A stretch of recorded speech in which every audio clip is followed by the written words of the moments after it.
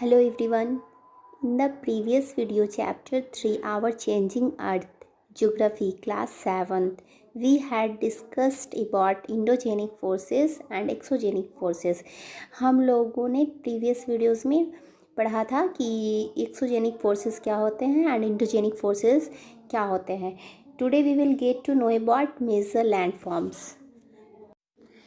आज हम लोग पढ़ेंगे मेजर लैंडफॉर्म्स के बारे में. ओके सबसे पहले हम लोग समझेंगे कि लैंडफॉर्म होता क्या है. ओके जिस पर हम लोग जैसे हम लोग मान लीजिए जिस पे हम लोग रहते हैं वो क्या है, लैंडफॉर्म है.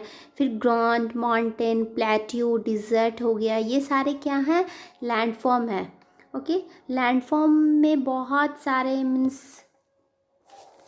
लैंडफॉर्म में क्या होता है, मेजर लैंडफॉर्म में ये सारे work of river, work of sea waves, work of ice, work of wind, नदी कैसे अलग अलग लैंडफॉर्म करती है, ये सारा हम आगे पैराग्राफ में पढ़ेंगे. अब हम लोग पढ़ेंगे मेजर लैंडफॉर्म्स के बारे में. The landscape is being continuously worn away by two processes, weathering and erosion.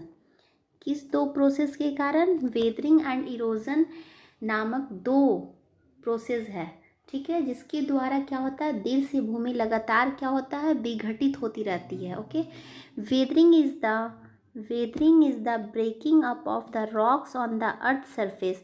यहाँ क्या कहा गया है कि वेदरिंग उसे कहते हैं जिसमें रॉक्स क्या होता है, टूटती है, और वो क्या है, टूटने के बाद एक ही जगह पे रहती है अर्थ के सरफेस पे.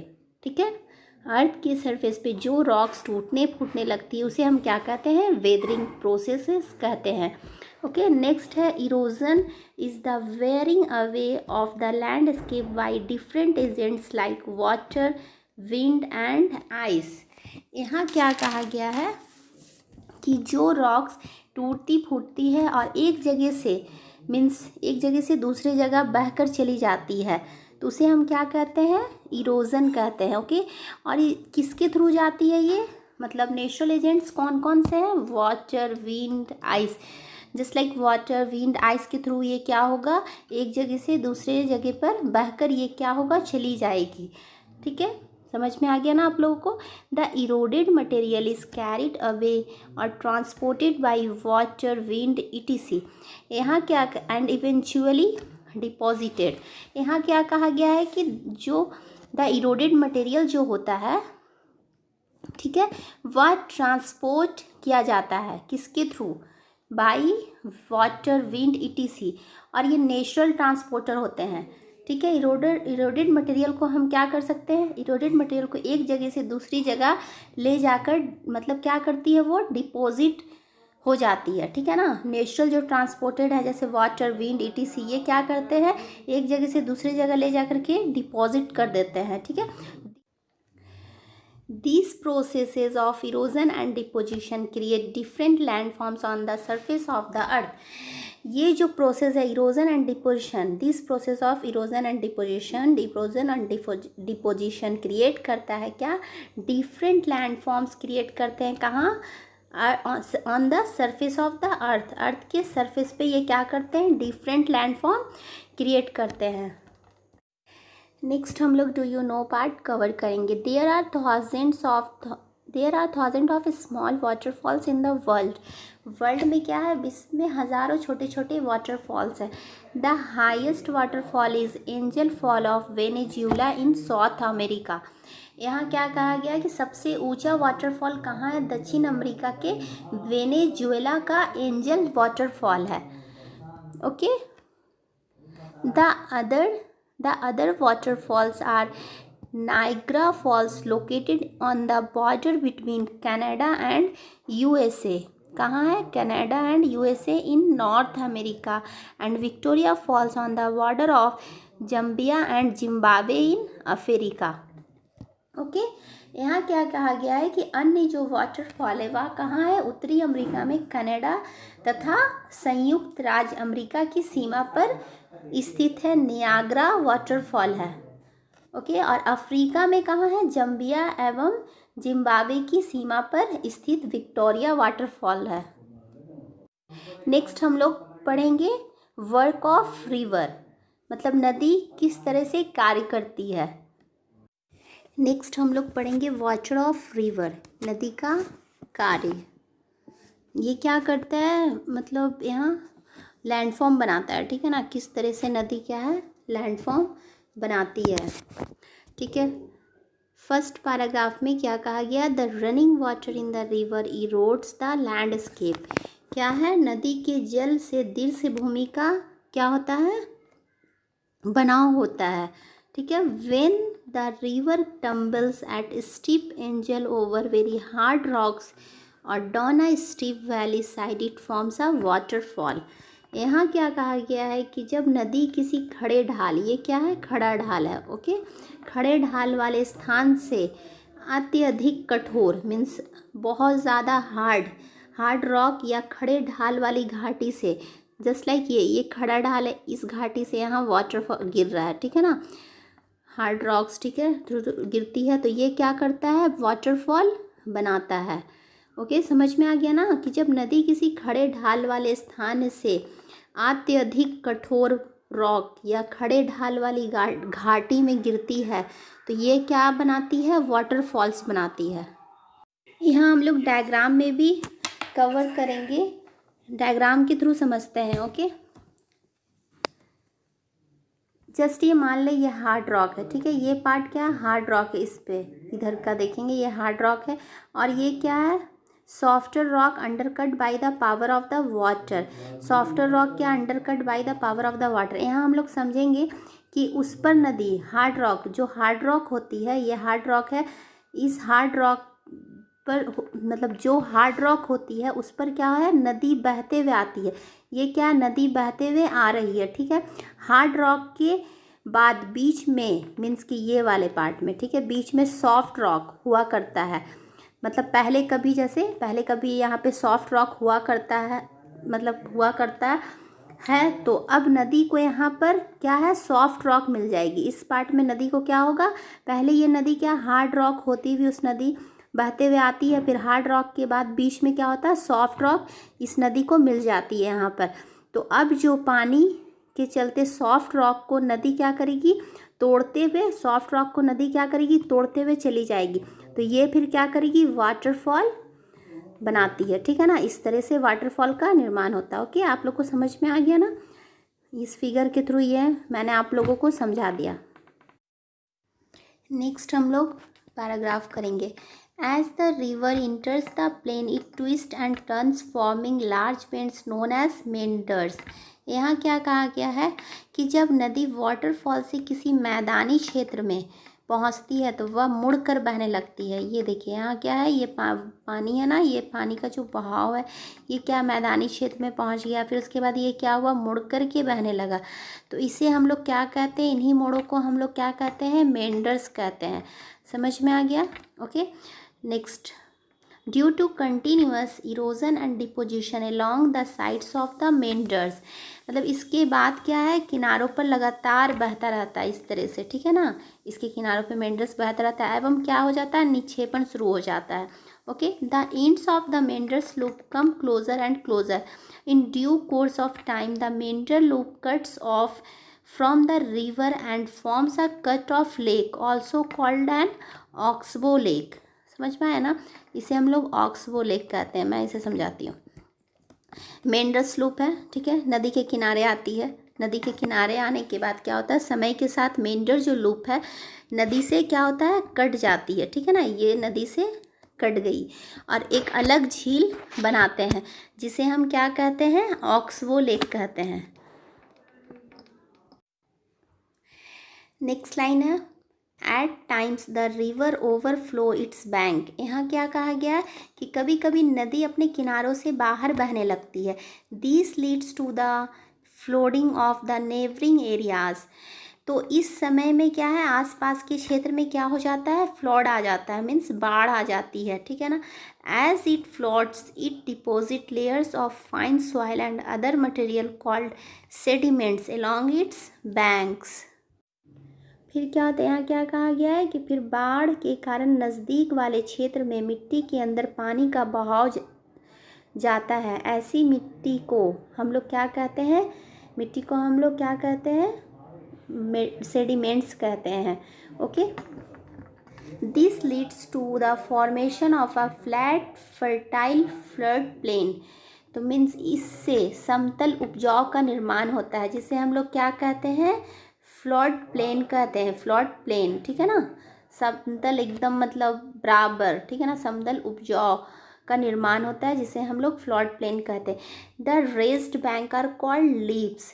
इसे हम लोग इस रेस्ड नदी के उत्तित तटों को, मतलब जो ये वाला पार्ट है ना, यहाँ पे ऊपर में दिखाया गया, इस पार्ट को क्या कहते हैं, लीव्स कहते हैं। ओके, इस पार्ट को हम लोग क्या कहते हैं, लीव्स कहते हैं। नेक्स्ट लाइन हम लोग देखेंगे, as the river approaches the sea the speed of the flowing water decreases and the river begins to break up into a number of streams called distributaries। यहाँ क्या कहा गया है कि समुद्र तक पहुँचते पहुँचते नदी का क्या होता है, स्पीड धीमा हो जाता है। ओके, तथा नदी अलग अलग धाराओं में बढ़ जाती है। नदी क्या होती है, अलग अलग धारा में बढ़ जाती है, ठीक है ना, उसे हम लोग क्या कहते हैं, डिस्ट्रीब्यूटरीज कहते हैं। नेक्स्ट लाइन हम लोग देखेंगे, the river becomes so slow that it begins to deposit its load. Each distributary form its own mouth. The collection of sediments from all the mouths form a delta. यहाँ क्या कहा गया है, the river becomes, ठीक है ना, यहाँ नदी इतनी धीमी हो जाती है कि वो अपने साथ लाए मलबे का निक्षेपण करने लगती है, ठीक है ना, उसे निक्षेपण कर देती है। ईच डिस्ट्रीब्यूटरी, ठीक है, यहाँ each distributary form its own moth. प्रत्येक डिस्ट्रीब्यूटरी क्या करती है, अपने मुहाने का निर्माण करती है, ठीक है ना। The collection of sediments from all the mouths form a delta. मतलब सभी सेडिमेंट्स के कलेक्शन के मॉथ से ही डेल्टा का क्या होता है, निर्माण होता है, ठीक है ना। यहाँ फिगर में डेल्टा का डायग्राम दिखाया गया है, मैंने आपको डिस्ट्रीब्यूटरी समझा दिया, और ये मेन रिवर है, ठीक है ना, ये जो दिख रहा है आपको ब्लू ब्लू लाइनिंग में, ये मेन रिवर है, ये डिस्ट्रीब्यूटरी मैंने आपको बता ही दिया है। ओके, नेक्स्ट हम लोग आगे पढ़ेंगे। नेक्स्ट पैराग्राफ हम लोग पढ़ेंगे, वर्क ऑफ सी वेव्स। यहाँ क्या कहा गया है, सी वेव्स का क्या कार्य हम लोग को देखना है। Okay,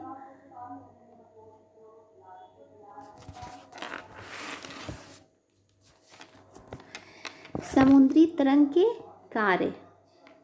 okay, the erosion and deposition of the sea waves give rise to coastal landform.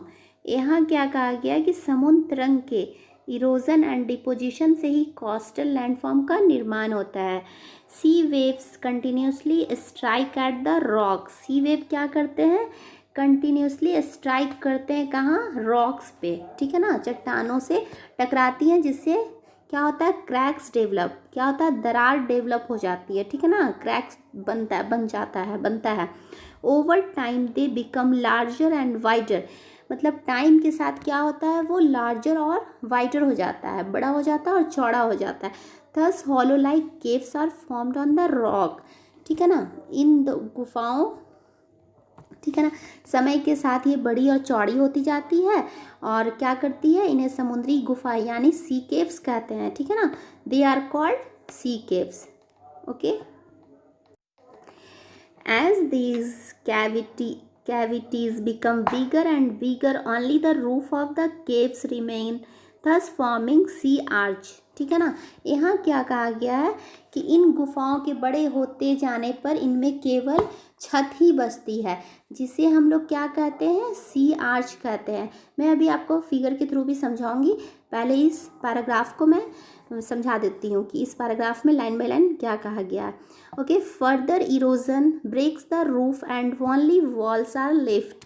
क्या कहता है, इरोजन जो है फाइनली क्या होता है, रूफ जो उसका छत है वो क्या है, टूट जाता है, ठीक है ना, लगातार इरोजन छत को भी तोड़ देता है, और केवल क्या होता है, दीवार बचती है। जो दीवार बचा होता है उसे क्या कहते हैं हम लोग, these wall like features are called stacks, ठीक है ना, जिससे मतलब जस्ट लाइक ऐसे इस टाइप से जो बचा होता है उसे हम लोग क्या कहते हैं, स्टैक्स कहते हैं।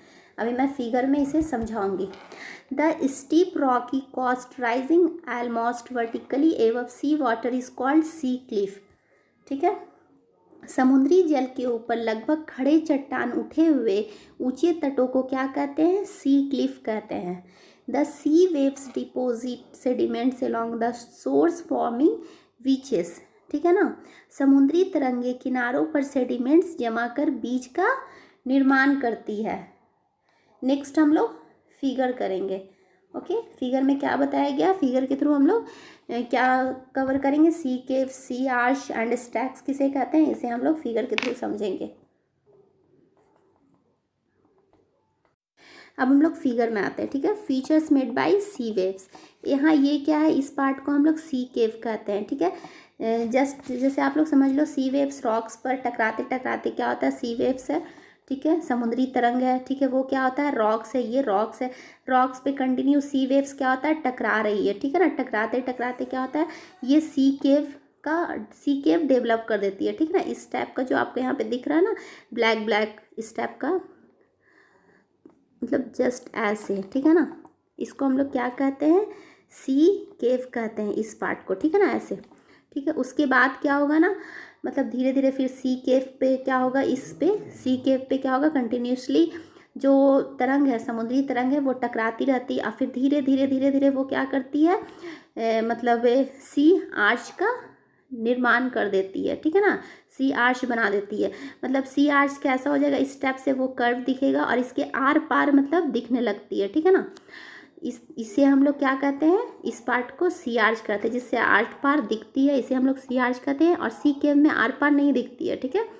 ये एक छोटी सी मतलब स्टेप से वो रहती है, इसे हम लोग सी केव कहते हैं। सी आर्च में ये लगभग लगभग मतलब एकदम मतलब अच्छे से वो आर पार दिखती है, ठीक है। उसके बाद क्या होता है ना, स्टक हम लोग समझेंगे।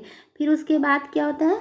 सी आर्च का जो ये रूफ है, ये वाला पार्ट, ठीक है ना, रूफ, वह एक दिन क्या होता है? गिर जाना है, ठीक है ना। एक दिन वो गिर जाना है, क्योंकि कंटिन्यूसली क्या होता है? वेव्स के टकराते टकराते वो क्या होता है ना, वो फिर वह रूफ गिर जाता है कंटिन्यूसली, मतलब समुद्र की तरंग जो है टकरा रही है, तो वो क्या होता है? एक दिन वो गिर जाता है और वो गिर जाने के बाद क्या होता है? इस टाइप का वो दिखने लगता है, तो इसे हम क्या कहते हैं? स्ट्रक्स कहते हैं, ठीक है। तो ऐसे इस तरह से मतलब क्या होता है? लैंडफॉर्म बनते हैं ड्यू टू सी वेव्स के कारण। ओके, यहाँ तक आप लोग को समझ में आ गया। नेक्स्ट हम लोग पढ़ेंगे वर्क ऑफ आइस, ठीक है ना। वर्क ऑफ आइस, बर्फ के कार्य, ठीक है ना। बर्फ कैसे लैंडफॉर्म बनाता है, ये हम लोग इस टॉपिक में क्लियर करेंगे। ओके, वर्क ऑफ आइस में फर्स्ट ऑफ ऑल हम लोग समझेंगे ग्लेशियर क्या होता है। ग्लेशियर क्या है? रिवर ऑफ आइस है, ठीक है ना। जैसे वो हिमालय का पहाड़ है, उस पर बहुत सारे बर्फ़ जम जाते हैं और वह बर्फ़ क्या होता है? धीरे धीरे पिघलता है, ठीक है। तो वो क्या करता है? ग्लेशियर, ठीक है ना। ग्लेशियर ऑफ रिवर इसीलिए कहा गया है कि ग्लेशियर रिवर ऑफ आइस की एक रिवर है। ग्लेशियर क्या है? रिवर ऑफ आइस की एक रिवर है जो बर्फ़ को लेकर बहती है, ठीक है ना। अब हम लोग यहाँ पढ़ते हैं glacier are river of ice, ठीक है। ग्लेशियर क्या है? रिवर ऑफ आइस है which to erode the landscape by bulldozing soil and stone to expose the solid rock below. यहाँ क्या कहा गया है कि ग्लेशियर को क्या कहते हैं? बर्फ़ की नदी कहा गया है, ठीक है ना। वह उस नदी की निर्माण तब होती है जब वह बड़े बड़े चट्टानों और ढेरों मिट्टी को काटते हुए निकलकर उस बर्फीले नदी का निर्माण करता है, ठीक है, कराती है। ग्लेशियर कर्व और डीप हॉलोज देयर। ग्लेशियर क्या करती है? ग्लेशियर गहरे हॉलोज का निर्माण करती है। As the ice melts they get filled up with water and become beautiful lakes in the mountains, ठीक है। यहाँ क्या कहा गया है कि माउंटेन एरिया में, ठीक है ना, माउंटेन एरिया में क्या होता है? बर्फ़ पिघलने से, ठीक है, बर्फ़ पिघलने से, यहाँ हम लोग पढ़ रहे थे, ठीक है, यहाँ इस लाइन में, ठीक है। माउंटेन एरिया में बर्फ़ के पिघलने से जब जल भर जाता है तो वो क्या चीज़ का निर्माण करता है? लेक का, ठीक है ना। वे एक सुंदर झील बन जाते हैं। The material carried by the glacier such as rocks weak and small sand and silt gets deposited, ठीक है। यहाँ क्या कहा गया कि ग्लेशियर के द्वारा लाए गए पदार्थ मीन्स मटेरियल, ठीक है ना, जैसे छोटे बड़े रॉक्स, रेत एवं सेडिमेंट्री सॉइल क्या होता है? डिपॉजिट हो जाता है, ठीक है ना। दीज डिपॉजिट फॉर्म्स ग्लेशियर क्या है? मॉर्निस, मॉरिनस, ठीक है ना। दीज डिपॉजिट फॉर्म ग्लेशियर मॉरिनस, ये डिपॉजिट ग्लेशियर मॉरिनस का क्या करता है, निर्माण करता है, ठीक है ना। यही डिपॉजिट जो होता है ये ग्लेशियर मॉरिनस का निर्माण करता है। Now come to the figure, ठीक है। अब हम लोग फिगर देखते हैं। फिगर में हम लोग समझेंगे कि ये ग्लेशियर है, ठीक है। ये ग्लेशियर है, माउंटेन है, माउंटेन पे क्या है, ये सारा बर्फ़ है, ठीक है ना। यहाँ से ग्लेशियर ये ऐसे बह रहा है, ठीक है ना, बर्फ़ की नदी है, ठीक है। ये ग्लेशियर जब बहता है तो अपने साथ क्या करता है, जितना भी सॉइल इस ये सब एरिया में साइड में जो भी सॉइल है, रॉक है, सबको क्या कर देता है, बुलडोज कर देता है, मतलब तोड़ देता है। और ये सारी चीज़ों को क्या होता है, तोड़ते फोड़ते अपने साथ लेकर चला जाता है, ठीक है ना। ग्लेशियर क्या करता है, डिस्ट्रैक्शन करते हुए आता है, ठीक है ना। ये बस यहाँ यही कहा गया।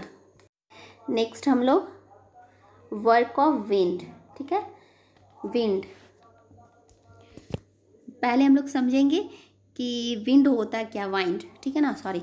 The moving air is called wind, तेज़ी से चलने वाली हवा को हम लोग क्या कहते हैं, वाइंड कहते हैं। यहाँ बताया गया वर्क ऑफ विंड, हम लोग क्या करेंगे, वाइंड का क्या करेंगे, कार्य देखेंगे, ठीक है ना, वो किस तरह से लैंड फॉर्म बनाता है, ठीक है।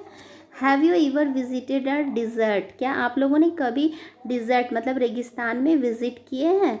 Try to collect some picture of sand dunes, आप लोग कुछ पिक्चर्स मतलब सैंड ड्यून्स का कलेक्ट करें, ठीक है। An active agent of erosion and deposition in the desert is wind, क्या कहा गया कि रेगिस्तान में वाइन डिपोजिशन एंड इरोजन का प्रमुख कारण है, ठीक है। In deserts you can see rocks in the shape of mushroom commonly called mushroom rocks, यहाँ क्या कहा गया कि रेगिस्तान में हम लोगों को चट्टान मशरूम के आकार का देख सकते हैं, जिसे हम लोग क्या कहते हैं, मशरूम रॉक्स कहते हैं। समझ में आया।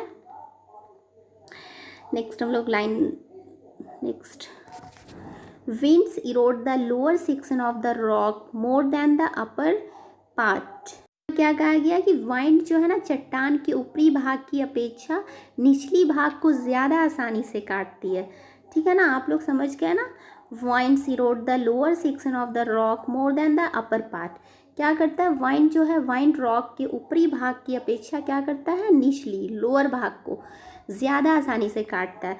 There four such rocks have narrow base and wider top, इसलिए ऐसी चट्टान की निचली आधार जो होती है, निचली आधार वो क्या होती है, पतली होती है, और ऊपर की क्या होती है, वाइडर चौड़ी होती है, ठीक है। व्हेन द वाइंड ब्लोज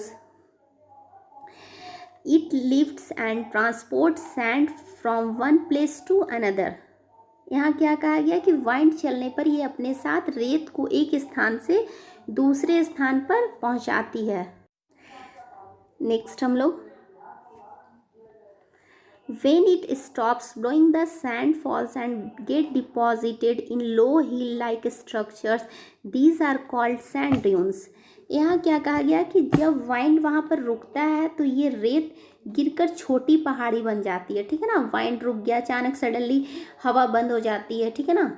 अब वो क्या होता है, जो रेत वो हवा के थ्रू जो मतलब उड़ रहा था ना रेत, वो क्या होता है, हवा रुक जाती है तो वो सडनली रेत जो है गिर जाती है छोटी पहाड़ी पे, तो वो छोटी पहाड़ी बनाती है, ठीक है ना। इसे हम लोग क्या कहते हैं, सैंड ड्यून्स कहते हैं। When the grains of sand are very fine and light the wind can carry it over very long distances, ठीक है। When such sand is deposited in larger area it is called क्या है, loss, ठीक है ना, Lewis, ठीक है। यहाँ क्या कहा गया कि जब बालू कण महीन और हल्के होते हैं तो वो क्या करते हैं, वायु उनको उठाकर बहुत दूर ले जा सकते हैं। जब ये बालू कण बड़े बड़े क्षेत्र में डिपॉजिट हो जाते हैं तो इसे हम लोग क्या कहते हैं, ये क्या होता है, बड़े लार्ज एरिया में ये डिपॉजिट होते हैं तो उसे हम लोग लॉइस कहते हैं। Large deposit of लॉइस is found in China, ठीक है ना। दुनिया का सबसे बड़ा लॉइस कहाँ है, चाइना में पाया जाता है।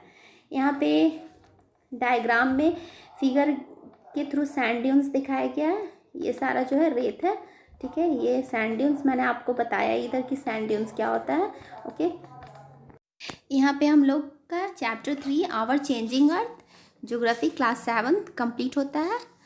अब नेक्स्ट वीडियो में हम लोग क्वेश्चन आंसर करेंगे, ओके। अगर आपको ये वीडियो मतलब आपके लिए थोड़ा भी हेल्पफुल रहा हो तो प्लीज़ इसे लाइक शेयर एंड सब्सक्राइब करें। आई होप कि आप लोगों को अच्छे से मैं समझा सकी हूँ। Okay, thank you.